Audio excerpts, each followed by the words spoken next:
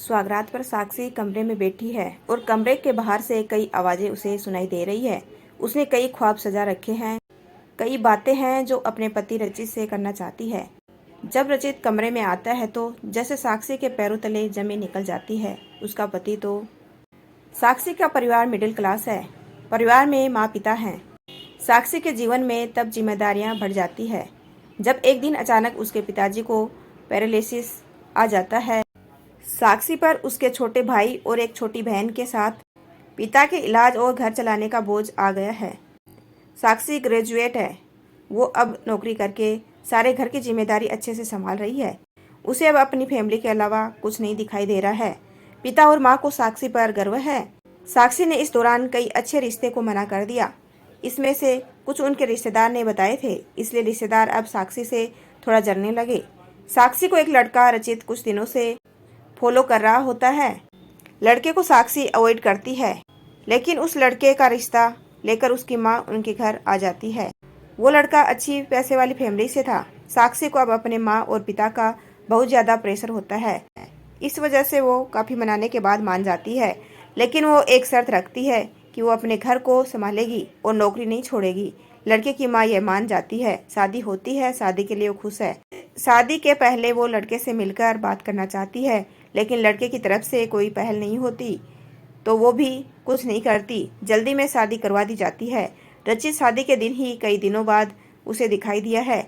बहुत नर्वस लग रहा है। वो जिसे पीछे पड़ा था, शादी उसी से हो रही है, लेकिन फिर भी उसके चेहरे पर खुशी नहीं है। साक्षी को बात अजीब लगती है। उसको अंदेशा हो जाता है कि कुछ गड़बड़ है। स्वागरात की सेज पर वो बैठी है और बाहर से कई मर्दों की आवाज़ें आ रही है। तभी वो बैठी बैठी सोचती है कि वो उन्हें आवाज़ से कैसे पहचानेगी, क्योंकि अभी तक उसने उनकी आवाज़ सुनी ही नहीं। और फिर रचित कमरे में आता है। चेहरे का रंग पूरा उड़ा हुआ रहता है। साक्षी एक नज़र चुपके से उठाकर उसे देखती है। वो भी बिस्तर के एक कोने पर बैठ जाता है। कई देर हो जाती है। साक्षी को अजीब लगता है, क्योंकि रचित ना कुछ बोलता है और ना ही उसके पास आता है। फिर साक्षी ही पहल करती है और कहती है, सुनिए, आप इतने नर्वस मत होइए, मुझे आप पसंद है। रचित उसकी ओर मुड़ता है। साक्षी उसको पूछती है, क्या हुआ, आप खुश तो है ना? रचित केवल गर्दन हिलाता है। साक्षी बोलती है, मुझे आपसे बहुत बातें करनी थी, लेकिन आपने पहली नहीं की। चलिए अब करते हैं। रचित अभी भी चुप रहता है। साक्षी फिर बोलती है, आप कुछ बोल क्यों नहीं रहे? रचित की आंखों में अब आंसू आ जाते हैं। साक्षी घबरा जाती है। क्या हुआ, मुझे बताइए तो। रचित अब साइन भाषा में बताता है कि वो बोल नहीं सकता। साक्षी को धक्का लगता है। वो चुप हो जाती है और रचित से दूर हो जाती है।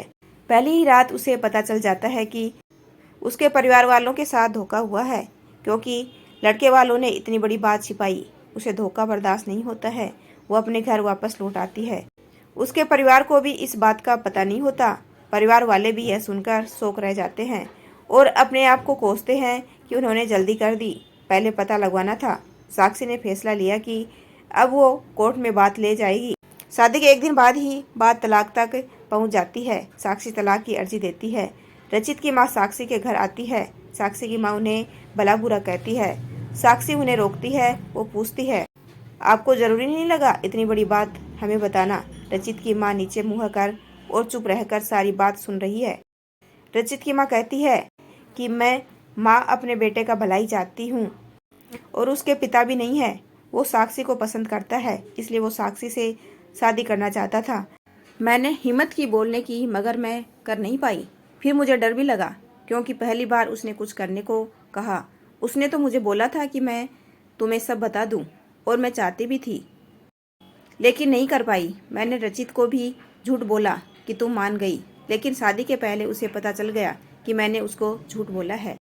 तब तक देर हो गई थी, इसलिए वो खुश नहीं था। साक्षी, शायद तुम मुझे समझ पाओ। साक्षी अभी भी गुस्से में है। वो बोलती है कि मुझे रचित के ना बोलने से कोई प्रॉब्लम नहीं है। गुस्सा इस बात का है कि आपने धोखा दिया, झूठ बोला, और वो मुझे बर्दाश्त नहीं। तलाक की अर्जी के बाद रिश्तेदार तो साक्षी और उसके परिवार की इस हालत पर खुश हैं।